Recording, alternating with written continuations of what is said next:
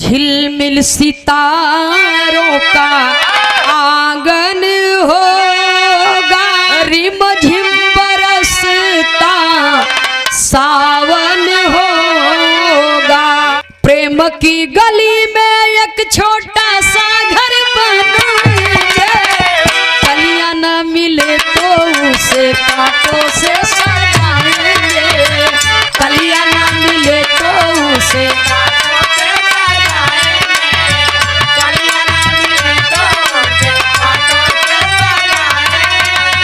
बगिया से सुंदर अपना, बगिया से सुंदर अपना ओ बन